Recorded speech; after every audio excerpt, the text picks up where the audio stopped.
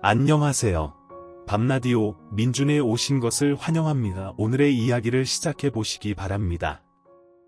안녕하세요. 저는 35대 돌싱녀입니다. 저를 등에 업고 신분 상승을 꿈꾸던 전 남편과 사기꾼 덕분에 빨리 이혼할 수 있었는데요. 지금 생각해도 기가 막힌 이야기를 여러분과 나누고자 이렇게 사연을 보내게 되었습니다. 저와 남편은 같은 회사에서 일하던 동료였습니다. 남편은 회사 내에서도 유명한 인물이었죠. 외모, 키, 성격, 업무 능력까지 두루 갖춘 완벽한 남자였으니까요. 당연히 인기가 많을 수밖에 없었고 저는 그런 남편에게 눈길조차 주지 않았어요. 남편에 비해 보잘것없는 외모였기에 감히 높은 나무를 쳐다볼 필요도 없다고 생각했죠. 그런데 남편은 오히려 자신에게 관심이 없는 저에게 더 끌렸는지 저의 근처에서 맴돌기 시작했습니다. 처음엔 왜 저러나 싶었죠. 주변에 남편을 좋아하는 여자가 한둘이 아닐 텐데 하필 왜 저에게 관심을 보이는지 이해가 안 갔어요. 저는 적당히 무시하며 지냈지만 남편은 생각보다 끈질겼습니다. 남편이 저에게 관심을 보이는 기간이 길어지자 다른 여자 동료들도 저에게 관심을 보이며 수근거리기 시작했습니다. 저 여자야, 저 여자. 민수 씨가 저 여자 좋아한대. 뭐? 정말이야? 왜? 못생겼잖아. 팀원들 말로는 성격이 밝고 구김이 없다고 하더라고. 민수 씨가 외모 말고 성격 보는가 보지. 그래도 얼굴이 좀 많이 아니지 않아? 이런 수근거림이 저를 따라다녔죠. 저는 제가 예쁜 편이 아니란 걸 알고 있었기에 그 정도 대화는 대수롭지 않았지만 저에게 쏠리는 관심 자체가 불편했습니다. 그래서 남편에게 한마디 해야겠다고 결심했죠. 저기, 민수 씨, 요즘 저한테 왜 그러세요? 왜 자꾸 제 주변을 서성이시냐고요. 민수 씨가 계속 그러시니까 사람들이 자꾸 수근거리잖아요. 저 불편해요. 그 생각까지 못했는데 죄송해요. 그런데 수근거리는 게 문제면 그냥 저랑 만나주시면 되잖아요. 그러면 다들 축하해 줄 텐데요. 네? 저랑 사귀자고요? 저 은혜 씨 좋아합니다. 진지하게 만나보고 싶어요. 이렇게 시작된 우리의 이야기는 결코 평범하지 않았습니다. 왜 하필 저예요? 제가 딱히 씨한테 관심을 보인 것도 아닌데요. 씨는 인기 많잖아요. 주변에 씨 좋아하는 여자가 한둘이 아닌데 저한테 이러시는 게 사실 이해가 안 돼요. 그런 점이 좋았습니다. 말씀하신 대로 제 주변에 여자가 많아요. 그런데 단 한 번도 마음이 가 본 적이 없었어요. 그런데 은혜 씨는 달랐어요. 저에게 눈길 한 번 주지 않았는데 제 눈길은 계속 은혜 씨를 쫓고 있더군요. 제 마음이 이렇습니다. 은혜 씨를 정말 많이 좋아하고 있어요. 그러니 제 마음을 받아주시면 안 될까요? 정말 웃긴 일이었죠. 전 사실 잘생긴 사람보다 저와 유머 코드가 맞는 남자를 좋아했거든요. 그런데 남편이 고백하는 순간 얼굴에 후광이 비치더니 저도 모르게 좋아요라고 대답해버렸어요. 그렇게 남편과 저는 연인 사이가 되었어요. 하여튼 저와 남편은 1년 넘게 연애를 하다 인연이 깊어질 즈음에 결혼을 했어요. 소위 인물값 한다고들 했지만 남편은 전혀 그렇지 않았어요. 잘난 척은커녕 겸손히 몸에 배어 참 따뜻하고 다정했죠. 그런 남편을 보며 결혼 결심까지 하게 된 거예요. 꽤 부유했던 친정과는 달리 시댁은 넉넉한 살림이 아니었어요. 그래서 우리가 결혼을 알렸을 그때 주변에서는 친정 재산 보고 접근한 거 아니냐는 말이 나오곤 했지만 정확히 반반 결혼을 하면서 그 말들이 쏙 들어갔죠. 물론 남편이 제안했어요. 자기야, 내가 다 지불하면 좋겠지만 자기도 알다시피 내가 모은 돈도 그렇게 많진 않고 집에서도 도와줄 형편이 안 돼. 그래서 하는 말인데 우리 반반 결혼 어때? 반반 결혼 좋지? 사실 부모님께서 집 해주신다고 하셨는데 난 도움받기 싫어서 좀 고민스러웠거든. 뭐, 그건 절대 안 되지. 나도 반대야. 우리가 돈을 못 버는 것도 아니고 사실 지금 당신에게 반반으로 하자는 것도 나 너무 미안해. 반반하는 게 뭐가 미안해? 그럼 우리 양쪽 집 도움받지 말고 우리 힘으로 해결하자. 이해해줘서 고마워. 이렇게 저희는 돈을 합쳐 집을 마련하고 혼수도 준비했어요. 물론 대출도 조금 받았어요. 워낙 적은 금액이라 대출은 금방 갚을 수 있었죠. 결혼 생활은 행복했어요. 남편은 집안일도 나서서 함께했고 전혀 싸울 일이 없었어요. 다만 문제가 있다면 시댁, 아니 정확히는 어머님이 문제였어요. 저흰 공동생활비를 제외하고 각자 돈 관리를 했기에 양가 부모님의 용돈은 각자 알아서 주기로 합의를 봤어요. 하지만 어머님은 남편이 드리는 용돈이 만족스럽지 않으신지 저에게 연락을 하셔 돈을 요구하는 일이 생겨났습니다. 돈만 요구하면 다행이었죠. 그날은 더 과한 요구를 하더라고요. 아가, 바쁘니? 통화할 수 있니? 네, 어머님. 말씀하세요. 무슨 일 있으세요? 다름이 아니라 입을 옷이 하나도 없어서 주말에 백화점 가려고 하는데 내 카드 좀 다오. 네? 제 카드요? 그래, 내 카드. 내 카드로 옷 좀 사야겠다. 왜, 싫으냐? 싫다기보단 그 의도도 그렇고, 저도 그렇고. 용돈 드렸잖아요. 적은 돈이 아닌데 용돈은 어쩌시고 또 카드를 달라고 하시니 좀 당황스러워서요. 누가 들으면 몇백만 원은 준 줄 알겠다. 고작 100만 원 가지고 누구 코에 붙이라고? 고모님, 고작이라뇨? 저희도 100만 원으로 충분히 생활해요. 더구나 어머님은 혼자신데 그게 부족하시다니요. 혼자 하면 생활비 적게 쓴다는 법이라도 있니? 그리고 내가 이런 말까지는 안 하려고 했는데 말이 나왔으니까 하마. 네가 그 완벽한 내 아들이랑 살 수 있는 게 다 누구 덕분인 것 같니? 다 내가 잘 낳고 잘 키운 덕분 아니겠니? 그런 나한테 현금 다발을 가져다 바쳐도 모자랄 판에 그깟 카드 한 장 주는 게 그렇게 아깝니? 너도 참 뻔뻔하다. 예, 진짜 뻔뻔한 게 누군데 그런 말을 하는지. 그리고 돈 100만 원이 작나요? 참, 진짜 기가 막히더라고요. 전 어머님의 황당한 요구에 할 말을 잃었고 때마침 옆에서 듣고 있던 남편이 제 휴대전화를 빼앗아 갔어요. 미간을 잔뜩 구긴 것이 화가 제대로 난 듯 했어요. 엄마, 이게 뭐하는 짓이야? 이 사람한테 카드 맡겨놨어? 왜 이 사람한테 카드를 달래? 그리고 은혜한테도 용돈 받고 있었어? 아니 그게 아니라 아들아. 나는 괜찮다고 했는데 은혜가 챙겨줘서 하는 수 없이 받았어. 나 정말 괜찮다고 했어. 결혼 첫 달부터 전화로 용돈 내놓으라고 그 난리를 부리신 건 기억도 안 나시는지 참 태연스럽게도 거짓말을 하시더라고요.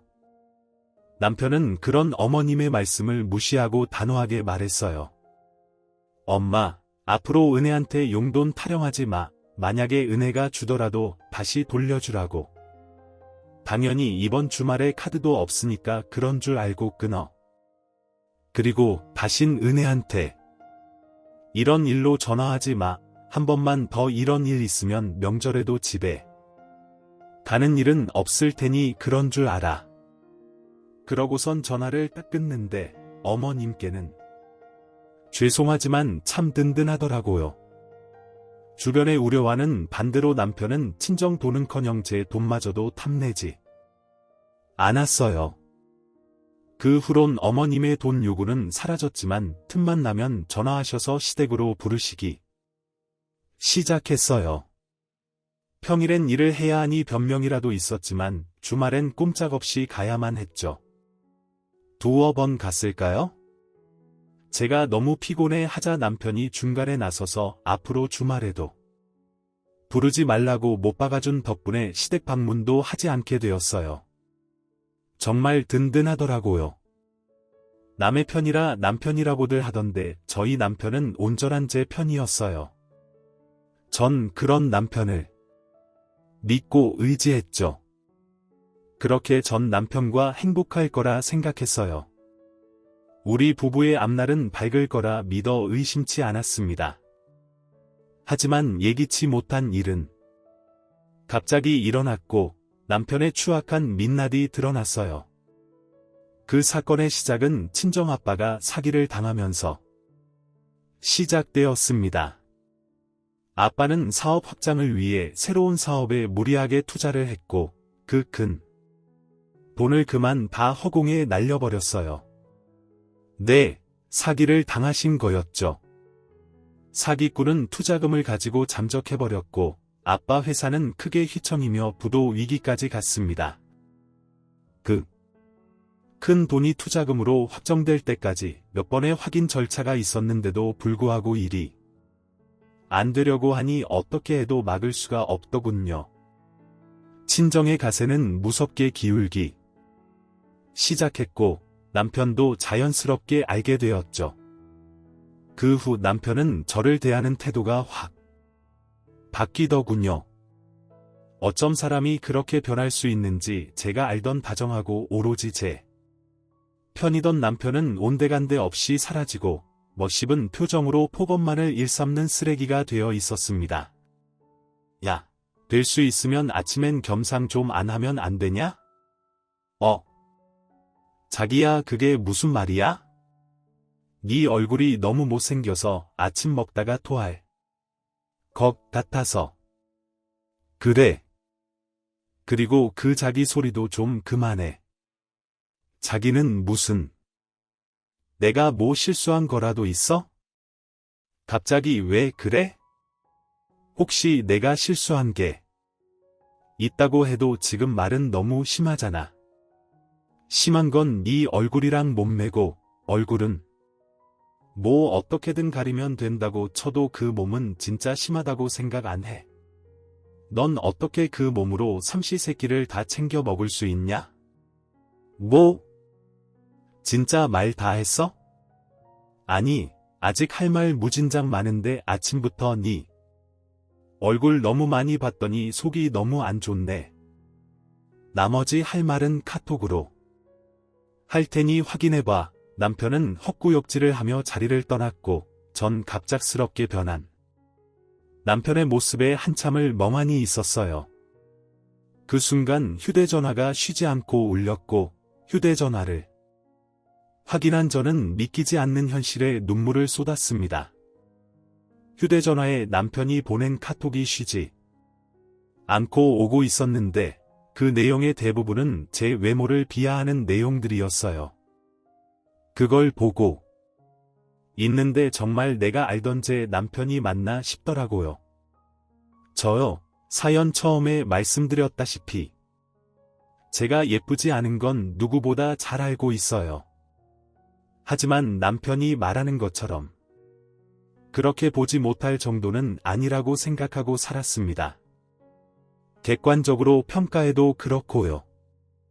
돈도 있는 집에서 왜 진작 성형수술을 안 했나 하고 생각하실 수도 있겠지만 저는 굳이 할 필요성을 못 느꼈을 뿐더러 그렇게까지 못나진 않다고 생각했어요. 예쁘진 않지만 그렇다고 못 볼 정도는 아니다.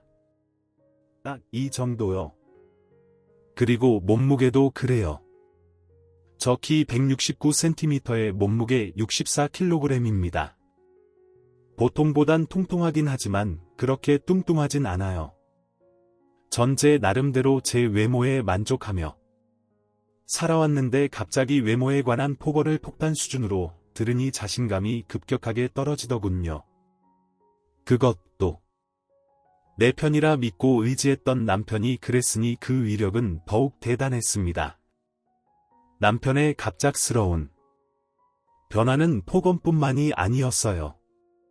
퇴근 시간이 점점 늦어지더니 심지어 외박까지 하는 날도 잦아지더라고요. 저임 같은 회사인데도 불구하고 회사 내에서도 남편 얼굴 보는 것이 힘들 정도로 남편은 저를 피해 다녔습니다. 거기에다 든든한 방패막이 되어주던 남편이 사라지니 어머님의 횡포가 날로 심해지더군요. 예, 너 당장 집으로 좀 오거라. 네, 지금요? 어머님, 저 회사에요. 일하는 게 큰 벼슬이지 벼슬이야. 그깟 회사 조퇴를 하든 사표를 내든 그건 네가 알아서 하고 집에 와서 손빨래 좀 해. 세탁기가 고장이 나서 빨랫감은 잔뜩 있는데 빨래를 못하고 있어. 어머님, 저 이제 출근한 지 1시간도 안 됐어요. 아니 10시간이 됐다고 해도 빨래나 하자고 조퇴나 사표까지 내고 갈 생각도 없고요. 뭐야 잘난 것도 하나.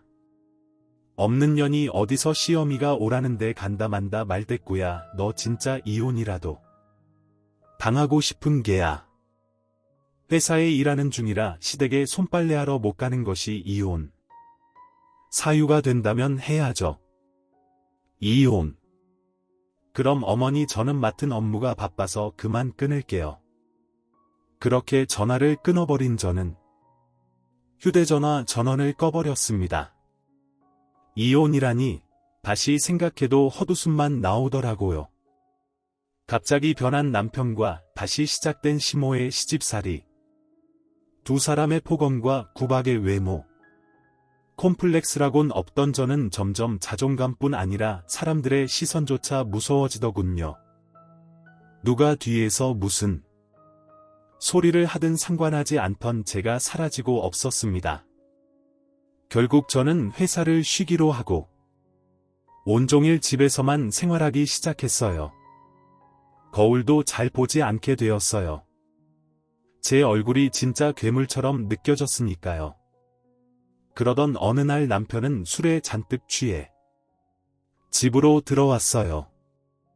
고주망태가 된 남편은 저에게 왜 저와 결혼했는지를 친히 알려주기 시작했어요. 여보, 왜 이렇게 취했어? 여보, 내가 너랑 결혼했지. 내가 미쳤지. 얼굴은 못생겨도 돈은 많으니 손해보는 장사는 아니다 싶어서 눈 딱 감고 결혼했더니 뭐 집이 망해? 사기를 당했다고? 사기는 나도 당했다 이거야. 내 인생 어떻게 할 거야? 집도 쫄딱 망해. 얼굴도 못생겼어. 몸매는 더 최악이야. 뭐 하나 볼 게 있어야 너 같은 년이랑 같이 살 수 있을 거 아니야. 지금 이혼해도 땡전 한 푼 못 건지니 이혼도 못해. 아, 이 일을 어떻게 할 거냐고. 이게 다 무슨 소리야? 그럼 당신 우리 집 재산 때문에 나랑 결혼했다는 말이야? 그럼 내가 너랑 왜 결혼했겠냐? 다 돈 때문이지. 박 대리가 너희 집 돈 졸라 많다고 하길래 좀 알아보니까 진짜로 많더라고. 그래서 머리 좀 썼지. 네 옆에서 알짱거리는 거 진짜 힘들었다. 올해 여자라고 튕길 땐 진짜 돈이고 뭐고 다 때려치우고 싶은 거 겨우 참았다고 알아. 내가 그 역겨운 과정을 다 이겨내고 결혼까지 했는데 왜 하필 지금 망하냐고. 너한테 적어도 작은 사업체 정도는 떼주고 망했어야지. 지금 그걸 말이라고 해? 어떻게 그런 말을 할 수가 있어? 그런 말을 할 수가 있지. 내가 오죽하면 이러겠어? 이 집도 그래.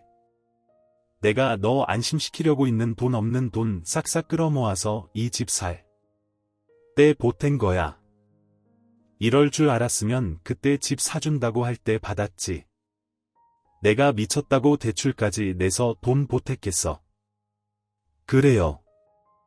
남편은 저에게 계획적으로 접근했던 것이었습니다. 그 다정했던 미소도, 손길도, 심지어 눈빛까지 다 연기였어요. 친정에서 집을 사준다고 할 때 한사코 거부하더니 다 이유가 있었던 것입니다. 친정 소식을 들은 후로 변해버린 남편을 보며 짐작은 하고 있었지만 직접 그 입으로 다 듣고 나니 더 충격적이더라고요. 처음부터 끝까지 다 계획적이었다니 충격이 크니 눈물은커녕 웃음이 나더라고요. 제가 미친 사람처럼 웃으니 남편은 얼굴도 못생긴 게 정신까지 나갔다고 말하며 방으로 들어가 버리더군요.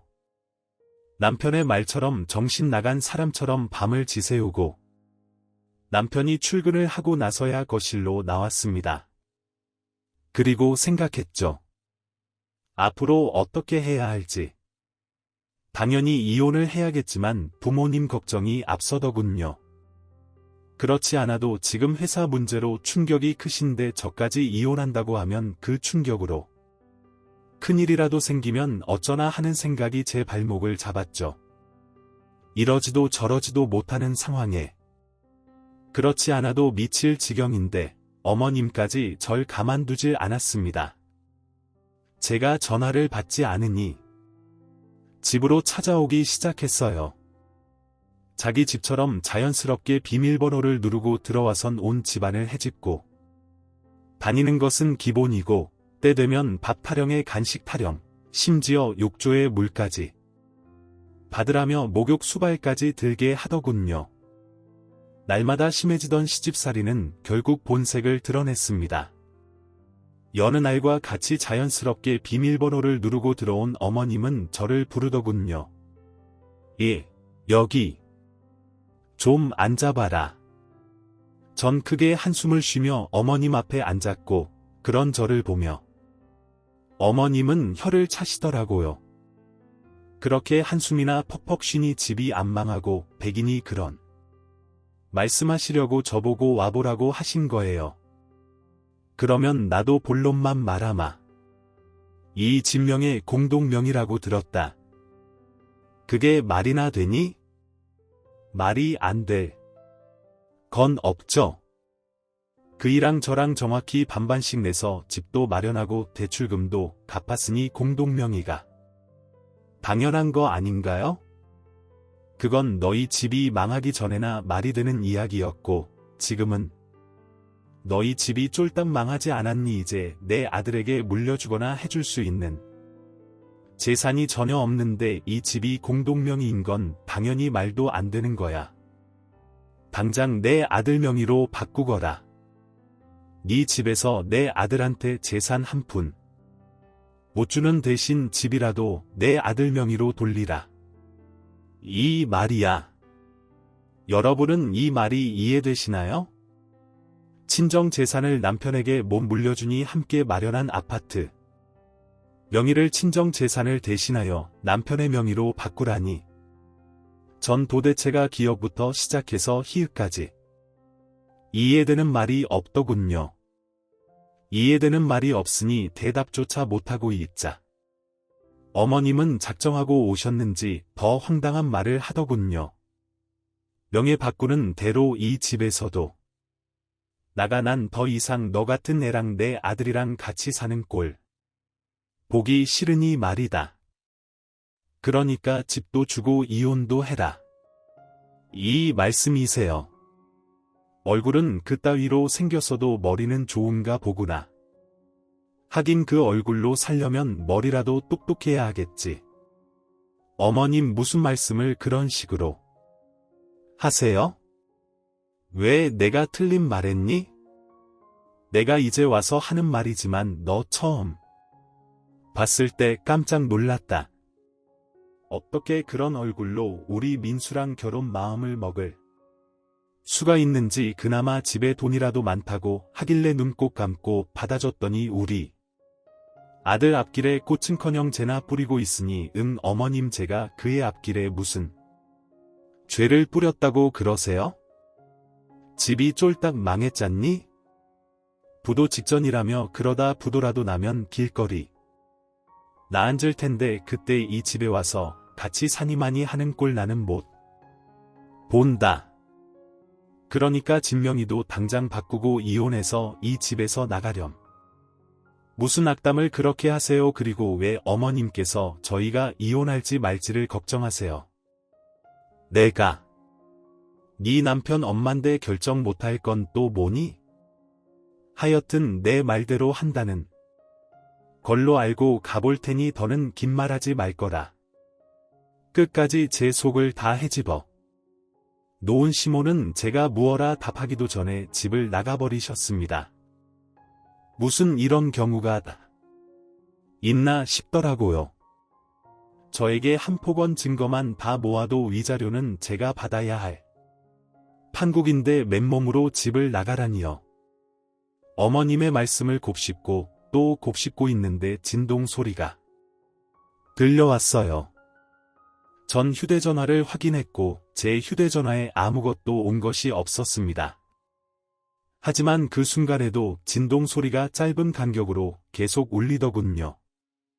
전 진동 소리를 따라 몸을 움직였고 그곳엔 어머님의 휴대전화가 울리고 있었습니다. 화면에는 메시지가 오고 있더군요. 상대는 다름 아닌 남편이었고 보이는 내용만 봤을 뿐인데 가관이더라고요. 그러니까 엄마 더 가혹하게 구박하란 말이야. 더럽게 치사해서라도 다 포기하고 나가도록 단번에 알 수 있었죠. 어머님을 뒤에서 조종하는 이가 남편이라는 것을요. 전 이제 더는 받을 충격도 없다는 생각이 들었고 어머님의 휴대전화를 확인했어요. 무엇을 보게 되든 지금보다 더 충격적일 수 없다는 생각이 들었죠. 하지만 제 남편은 제 생각보다 더 심각하게 인간 이하였습니다. 문자 메시지 하면 온갖 치졸한 대화들이 많았는데 그중 가장 충격적인 것이 저희 집에 오시기 바로 직전 나눈 대화였어요. 거기엔 남편의 긴 장문의 문자가 있었는데 그 내용은 저에게 더 큰 충격을 주기에 모자람이 없었죠. 어머 사실은 내가 여자가 생겼어. 이 여자도 엄청난 부자인 것 같더라고. 친정도 잘 사는데 이 여자도 능력이 좋아 망할 일도 없어 보이고 심지어 얼굴도 엄청 예쁘다고. 나도 이제 그 매주 같은 얼굴 말고 예쁜 여자랑 살고 싶어. 지금 만나는 여자는 나 유부남인 것도 몰라서 빨리 이혼하고 서류 정리해야 한단 말이야. 집도 있다고 해놔서 진명이도 내 명의로 빨리 바꿔야 한다고. 남편의 장문 문자도 충분히 화가 나고도 남는데 문자를 쓰지 못하는 어머님의 이응 단 한 글자뿐인 답장에 제 분노가 폭발해버렸습니다. 몸이 떨리는 건 물론 입까지 드르륵 갈리며 이 두 인간을 갈아 마셔도 화가 풀리지 않을 것만 같았습니다. 전 곧 휴대전화를 가지러 오실 어머님과 마주했다간 복수는 시작도 못하고 끝날 것만 같아 일단 집 밖으로 나와버렸습니다. 그리고 복수만 생각하며 걷고 또 걸었어요. 그렇게 걷다 전 어느 순간 정신을 잃고 쓰러졌고 눈을 떠보니 응급실이더군요. 환자분, 이제 정신이 드세요? 영양실조로 쓰러지셨어요. 휴대전화로 남편분한테 전화드렸는데 병원이라고 하니 그냥 끊어버리시더라고요. 보이스피싱으로 아시는 건지 그 뒤론 전화도 안 받으시고요. 영양제 다 맞으시고 처방전 받으셔서 가시면 되는데 혼자 가실 수 있겠어요? 간호사분의 말을 듣고 있는데 그제야 눈물이 났어요. 모든 것이 현실이었고 제가 맞이한 현실은 가혹하더군요. 그렇게 한바탕 눈물을 쏟아낸 저는 줄어드는 영양제를 보며 복수를 계획했습니다. 막상 복수를 계획하면서도 막막했는데 이런 저를 하늘에서도 돕는지 친정에서 좋은 소식이 들려왔습니다. 투자금을 들고 잠적했던 사기꾼을 잡았다는 소식이었습니다. 심지어 그 사기꾼은 돈을 빼돌리지 못해 돈까지 찾았다고 하더군요. 그 소식을 듣는데 하늘을 보며 감사하다고 몇 번을 외쳤는지 몰라요. 울기도 많이 울었고요. 이제 남은 것은 복수를 시작하는 것뿐이었습니다. 전 일단 부모님께 모든 사실을 알렸습니다. 모든 사실을 아신 부모님은 크게 분노하시며 남편을 가만두지 않겠다고 난리가 나셨지만 전 제가 알아서 복수할 수 있다며 부모님을 진정시켰어요. 그러면서 한 가지 부탁을 드렸어요. 남편에게 전화해 사기꾼을 잡았다고 한마디만 해달라고요. 아빠는 끓어오르는 화를 누르시고 그렇게 하겠다고 하셨고요. 전 집으로 돌아왔고 남편 놈이 들어오기까지 기다렸어요. 아빠와 통화를 했는지 12시가 넘어야 들어오던 놈이 일찍 또 들어오더군요. 여보 나왔어. 아무 일도 아무 짓도 한 적 없다는 듯 절 여보라고 부르는 남편. 놈을 보는데 온몸에 소름이 쫙 돋아서 혼났습니다. 저 정도면 정말 연기대상감이란 생각밖에 들지 않더군요. 민망한 기색도 미안하다는 말 한마디도 없이 제 곁에 붙어 앉아 아양을 떨어대던 남편은 저를 살며시 안았고 남편의 손길이 닿음과 동시에 전 반사적으로 남편 놈을 확 밀쳐내버렸어요. 분위기는 한순간에 싸해졌죠. 당신 지금 나 밀친 거야? 설마 내가 요즘 장난 좀 쳤다고 화난 거야? 다 장난이잖아. 내 눈엔 당신이 제일 예쁘다는 거 당신이 더 잘 알잖아. 그럼 알고 말고 오늘 청소 좀 했더니 땀을 많이 흘려서 그래. 일단 나 좀 씻을게 오래 걸릴 테니까. 먼저 자. 오랜만에 욕조에서 몸 좀 담그고 싶어. 그래. 그렇게 도망친 욕실에서 몇 시간이나 있었는지 모르겠네요. 인기척이 느껴지지 않아 조심스럽게 욕실 문을 여니 남편 놈의 코를 고는 소리가 들리더라고요. 저를 기다리다 잠이 든 것인지 소파에서 자고 있는 남편을 뒤로 한 채 안방으로 들어가 버렸어요. 다행스럽게도 남편은 아침이 올 때까지 깨지 않았고 전 편하게 안방에서 잠을 잘 수 있었네요. 다음 날부터 정말 정신없이 시간을 보냈습니다. 남편의 휴대전화에는 잠금이 걸려 있었고 전 그 잠금을 풀지 못했죠. 결국 흥신소를 통해 상간녀의 정보와 외도 증거를 받을 수 있었어요. 전 상간녀에게 당신이 만나고 있는 남자는 내 남편이고 당신을 속이고 당신과 바람을 피우고 있다고 알려줬습니다. 그 여자 제가 미친 여자라도 되는 양 고래고래 소리를 지르고 끊길래 저희 결혼 사진과 함께 등본까지 보내줬더니 다시 전화가 오더군요. 그러면 정말 그 인간이 유부남이란 말씀인가요? 전 정말 몰랐어요. 정말이에요. 네, 알고 있어요. 모르고 만나신 거 그쪽 탓하고 싶은 마음은 없어요. 그저 더 큰 피해를 당하기 전에 말씀드려야 할 것 같아서 연락드린 거예요. 정말 죄송하고 감사합니다. 덕분에 쓰레기를 걸을 수 있게 됐네요. 어떻게 멀쩡한 얼굴에 그런 거짓말을 한다니 정말 무섭네요. 그러니까요. 저한테 그랬듯이 그쪽한테 접근한 것도 다 계획적이었을 거예요. 시댁에 돈 없는 게 자기가 가진 단 하나의 오점이라고 생각하는 인간이라 돈 있는 여자라면 물불 안 가리는 것 같았어요.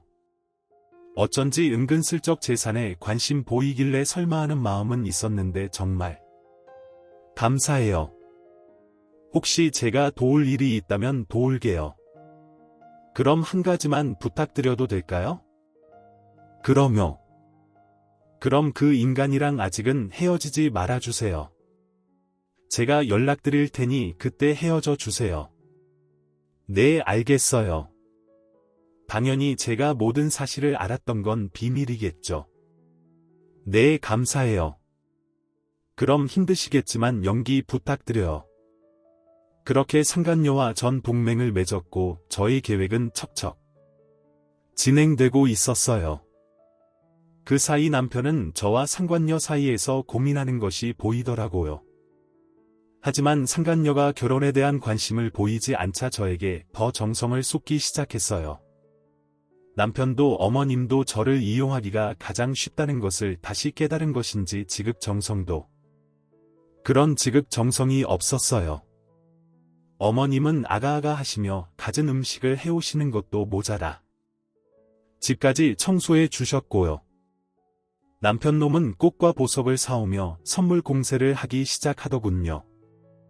그래도 제 반응이 좋지 않자 정말 큰일 났다 싶었는지 제 마음을 돌리고자 있는 돈 없는 돈의 대출까지 받아 보탰던 저희 신혼집도 공동명의에서 제 명의로 바꿔주더라고요. 제 이름이 적힌 등기필증을 내밀며 용서를 구하는데 정말이지 눈물 없이 볼 수 없는 연기였어요. 여보, 내가 진짜 미안해. 그동안 섭섭했지. 그건 다 내 진심이 아니었어. 여러 가지 힘든 일이 좀 있었는데 워낙 당신을 믿고 의지하다 보니까 나도 모르게 편해져서 당신한테 화풀이 했던 것 같아. 앞으로 절대 그런 일 없을 거야. 맹세해. 그리고 이건 별거 아닌데 집문서야. 이렇게 해서라도 내 마음이 진심이라는 걸 보여주고 싶었어. 나 좀 용서해 주면 안 될까? 여보, 이렇게까지 하지 않아도 되는데. 당신 정말 반성하고 있구나. 그럼 나 진짜 반성 많이 했어. 그리고 얼마나 후회했는지 몰라. 나 용서해 줄 거야. 부부 사이의 용서는 무슨 이미 다 풀었지. 전 남편에게 감동한 척을 하며 남편 못지않은 연기를 펼쳤고 남편은 이제 다 됐다고 생각했는지 얼굴에 화색이 돌았어요. 전 그런 남편에게 더 큰 희망을 심어주기로 했어요. 아 참, 여보, 혹시 지금 다니는 회사 그만두고 우리 아빠 회사로 들어가서 일 배워보는 건 어때? 이번에 그런 일도 있었고 아무래도 회사의 가족이 중요한 일을 맡을 필요가 있는 것 같아서 자식이라곤 나 하나뿐인데 당신도 알다시피 난 회사 일에 관심도 없고 그럼 남는 건 당신뿐이잖아. 정말이야. 나 장인어른 회사에서 일 배울 수 있는 거야. 당신만 괜찮다면 그렇지 않아도. 아빠가 진작에 말씀하셨는데 그동안 우리 사이가 좀 그랬잖아. 그래서 말 못하고 있었지. 자리도 진작 만들어 두신 것 같더라고. 자리까지 마련해 두셨다고 그러면 당장 내일이라도 사표 내지 뭐. 그래, 그러면 내가 아빠한테 말해 놓을게. 얼마나 좋아하던지. 어린애처럼 온 집을 누리며 방방 뛰는 남편 놈을 보며 마음껏 좋아하라고 생각했네요. 그 기쁨도 오늘이 마지막일 테니까요.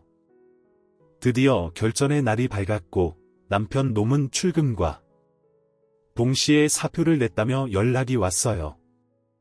전 준비한 서류를 챙겨 남편이 오길 기다렸습니다. 남편은 밝은 얼굴로 집으로 돌아왔고 전 그 티 없이 밝은 얼굴에 이혼을 통보했어요. 우리 이혼하자. 뭘 하자고. 내가 잘못 들은 거지. 이혼이라니. 제대로 들은 거 맞아. 이혼해. 우리 갑자기 무슨 이혼이야. 어제 나 다 용서했다며 그 말을 믿었어. 네가 나한테 한 짓이 있는데 용서가 그렇게 쉽게 될 거라 생각했다니 순진하다 해야 멍청하다고 해야 해. 여보 이러지 마. 나 절대 이혼 못해. 난 죽어도 이혼 못한다고. 방금 회사에 사표까지 냈는데 우리 이혼하면 나 어떡해? 해? 남편은 제 다리를 붙잡고 매달리기 시작했고 전 준비해 둔 이혼 서류와 함께 외도 증거들을 남편에게 건네주며 말했어요. 하기 싫어도 해야 할 거야. 증거가 이렇게 차고 넘치거든 가지가지 했더라. 계획적으로 접근한 것도 모자라서 바람까지 피우고 계셨던데 질질 끌지 말고 이혼해. 그냥 소송으로 가봤자 너한테 불리할 뿐이니까 이걸. 어떡하긴 당신이 좋아하는 그 돈으로 못할 일이 있겠어. 돈이 참 좋긴. 좋아. 돈만 주면 이런 증거쯤은 몇 시간 만에 내 소나기에 턱턱 들어오니까. 말이야. 다 오해야. 내 말 좀 들어봐. 그게 저 여자가 나 일방적으로 쫓아다녔어. 난 좋게 타이르느라 몇 번 만난 것뿐이고 정말이야 믿어줘. 참 비싼 밥 먹고 정성껏 개소리 하고 있다. 넌 손잡고 포옹하면서 거절하니 증거가 떡하니 있는데 끝까지 거짓말하는 꼴하고는. 그리고 일방적으로 쫓아다녀. 자기야 사랑해 보고 싶다. 나 자기랑 결혼하고 싶어. 이거 전부 네가 보낸 건데 이래도 여자 혼자 일방적인 거야. 내가 보기엔 네가 그 여자 쫓아다니는 걸로 보이는데 끝까지 거짓말을 하던 남편은 제가 직접 증거를 나열해 주자. 그제야 입을 닫더군요. 할 말이 없었겠죠. 이렇게나 빼도 박도 못할 증거가 눈앞에 펼쳐지니 말이에요. 한참을 사진을 보던 남편은 사진을 갈기갈기 찍기 시작했어요. 사진이야 다시 뽑으면 그만인데. 머리가 나쁜 것인지 생각이 없는 것인지 참 필사적으로도 찢더라고요. 너 생각보다 머리가 나쁘구나. 사진이야 다시 뽑으면 그만이야. 남편은 잠시 멈칫하더니 다시 저에게 빌기 시작하더군요. 여보 진짜 내가 잘못했어. 내가 미쳤나 봐. 내가 진짜 잘못했다니까. 당신 나 사랑하잖아. 당신 나 없이 살 수 있어. 내가 잘 아는데 당신 나 없이 못 살아. 그 상사병에 걸릴 수도 있다고. 내가 다 당신 생각해서 하는 말이니까 그냥 나 용서해주고 우리 행복하게 살자. 이 미친 자신감은 어디서 나오는 건지 넘쳐나는 자신감 하난. 부럽더군요.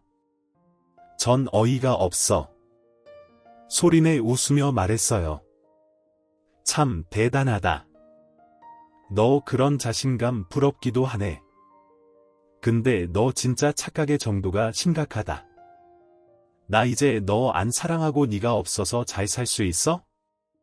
탕사병은 개뿔 너랑 계속 살다가 화병으로 제명까지 못 살 것 같거든. 그러니까 제발 이혼해. 여보. 아 참 그리고 이혼하기 전에 짐부터 싸. 짐은 왜? 짐은 왜라니? 잊었어? 이 집 당신 손으로 직접 내 명의로 돌려줬잖아. 시세보다 조금 저렴하게 내놨더니 금방 팔렸지 뭐야. 내가 인심 써서 가정가구는 당신 줄 테니까 그걸로 월세라도 얻어서 잘 살아. 그러면 법원에서 보자. 전 그대로 집을 나와버렸습니다. 정말 운이 좋았어요. 복수를 계획하며 내놓은 집이 타이밍 좋게 딱 팔려주었으니까요. 남편에게 말한 대로 시세보다 조금 싸게 내놓긴 했지만 전혀 아깝지 않았어요. 오히려 이득이었죠. 반만 투자한 집이 온전한 제 것이 되어 돌아왔으니까요. 남편은 생각보다 더 쉽게 저와 이혼해 주었고 전 성공적으로 복수에 성공하게 되었습니다. 저와 쉽게 이혼해준 전 남편의 행보는 뻔했고 전 상간녀에게 연락해 지금이라는 말을 전했어요. 지금이 헤어질 적기라는 뜻이었죠. 헤어질 날만 기다렸던 상간녀는 생각보다 더 잘해주었어요. 자신을 찾아온 전 남편에게 유부남이었던 거 다 알고 있다며 뺨도 날려주고 물도 뿌려줬다고 하더군요. 그러면서 사기죄로 고소하기 전에 썩 꺼지라는 말까지 했다고 해요. 전 남편은 자신이 저지른 잘못이 큰 걸 알고는 있는지 그대로 줄행랑을 쳤다고 하고요. 모르긴 몰라도 돈 많이 썼을 거예요. 처음부터 저한테 돈을 잘 쓰긴 했는데 제가 고가의 선물 같은 건 바란 적이 없었거든요.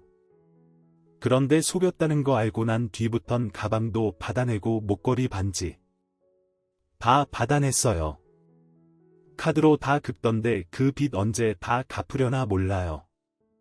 이러니 생각보다 더 잘해낸 거 틀림없죠. 제 작전보다 더 잘 끝나버린 복수에 두 발 뻗고 잘 자고 잘 지낸 저와는 달리 전 남편은 전혀 잘 지내지 못했는지 차마 눈 뜨고 보지 못할 꼴로 몇 달 만에 저를 찾아왔습니다. 전 당시에 친정에 있었는데 부모님도 외출하고 계시지 않아 어쩔 수 없이 전 남편을 마주해야 했죠. 웬일이야 나한테 더 할 말이 남았어. 여보 진짜 여보 맞아 당신 진짜 예쁘다. 진짜 진심이야. 저를 보며 놀라는 전 남편 그럴 수밖에요. 전 이혼 후 회사에 다시 출근하며 다이어트를 시작했고 피나는 노력으로 다이어트에 성공했습니다. 얼굴 살도 많이 빠졌고 경락 마사지도 꾸준히 받았고요. 얼굴에 있던 점도 다 뺐는데 그 효과를 크게 봤어요. 고작 점만 뺐을 뿐인데 얼굴이 더 환해지더라고요. 이목구비도 더 또렷해지고 얼굴도 환해지니 제 얼굴도 꽤 예쁘더라고요. 얼굴이 예뻐지니 화장에도 관심이 생기고요. 그런 소리나 하려고 나 찾아온 거야. 아니 몰라보게 변한 모습에 놀라서 그만. 여보 내가 진짜 잘못했어. 그 여자랑도 완전히 헤어졌고 나 이제 진짜 당신뿐이야. 나 좀 받아주면 안 될까? 내가 진짜 한평생 당신만을 위해서 살게. 전 남편은 무릎까지 꿇고 그야말로 손이 발이 되게 빌기 시작했어요. 눈에 눈물까지 고이며 비는데 그 모습조차 역겨워 혼났네요. 전 불쌍한 척 눈물을 훔치는 남편의 꼴을 훑으며 말했어요. 있잖아 잘 들어. 난 너같이 집도 가난하고 인물도 볼 것 없는 버릇이라는 다시 살 생각은 추호도 없어. 지금 네 얼굴을 마주하고 있는 이 순간에도 구역질이 날 것 같은데 어떻게 한 집에서 같이 살 수가 있겠어? 그러니까 제발 좀 꺼져주라. 응 여보 그러지 말고 예정을 생각해서 다시 한 번만 생각해보면 안 될까? 갈 때까지 간 전 남편은 끝까지 구질구질하게 굴었고 전 저를 붙잡고 늘어지는 전 남편의 손을 뿌리치며 말했습니다. 100만 번을 생각해도 예정은 없고 1000만 번을 생각해도 너랑은 이제 끝이야. 그러니까 부모님들 오시기 전에 당장 꺼져. 부모님들 오시면 모르긴 몰라도 너 어디 하나 부러질 게 뻔하니까 두 발로 걸어나갈 수 있을 때 가.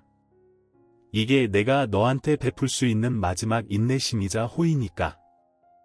야 진짜 너 해도 너무하는 거 아니야. 내가 뭘 그렇게 잘못했냐? 뭐 바람 피운 거 상식적으로 나 정도 되는 남자가 너 같은 여자랑 사는데 평생 너만 바라보면서 살 수 있을 거라 생각했어. 당연히 한눈도 판다고 생각하고 결혼했어야지. 아 그래 내가 생각이 짧았네. 그렇지 그래 말이야. 바른 말이라고 내가 뭘 잘못해서 다 내가 생각이 짧았던 탓이지. 그러니까 이제 그만하고 다시 시작하자. 앞으론 한눈 파는 일은 없을 거야. 아니야. 나는 그릇이 작아서 날등에 업고 신분 상승이나 하려는 놈이 바람까지 피우는 꼴 더는 못 보고 살아. 그동안 당했던 모욕도 잊을 생각 없고. 그러니까 당장 꺼져. 이 쓰레기야 쓰레기 이 나쁜 년 내가 다시 찾아오나. 봐라. 잘 먹고 잘 살아라. 이 피도 눈물도 없는 년 전 남편은 바닥에 가르침까지 뱉고선 제 눈앞에서 사라졌습니다. 그렇게 모든 게 끝인 줄 알았어요. 하지만 전 남편과 전 시모는 끈질기더군요. 사람이 어떻게 그렇게 뻔뻔할 수가 있는지 저희 부모님을 피해 제가 다니는 회사로 찾아오기 시작하더군요. 필사적으로 두 사람을 피하던 어느 날 결국 회사 앞에서 잠복 중이던 두 사람과 마주하게 되었고 두 사람은 깃털보다 가벼운 무릎을 꿇고 저에게 빌기 시작했습니다. 그것도 퇴근 시간 회사 앞에서요. 그 와중에 다행이라고 할 수 있는 건 전 남편 놈은 입이라도 다물고 있었던 것 정도겠네요. 아가 우리가 다 잘못했다. 제발 한 번만 용서해 주면 안 되겠니? 이 늙은 시어미가 이렇게 무릎까지 꿇고 싹싹 빌잖니? 네가 한 번만 용서해 주면 내가 네가 원하는 건 뭐든 다 해줄 수 있단다. 그래 평생 얼굴 안 보고 살자고 하면 그렇게 할 수도 있어. 이제 와서 이러셔도 아무 소용없어요. 비혼한 지가 언젠데 아직까지 이러세요. 그리고 그 잘난 아들이 아무 말도 안 했나 봐요. 일전에 저희 친정으로 찾아와서 저한테 나쁜 년 독한 년 그러면서 침까지 뱉고 갔는데 마침 바로 옆에 있으니 지금이라도 물어보세요. 저한테 어떻게 하고 갔는지 말이에요. 제 말을 들은 전 시모는 입을 꾹 다문 전 남편의 등짝을 때리더군요. 그 와중에 아들 아픈 건 또 싫은지 짝소리도 나지 않게 때리는 모습이 참 눈물겹더라고요. 야 이놈아 내가 거길 어디라고 찾아가서 욕지거리야 잘못했다고.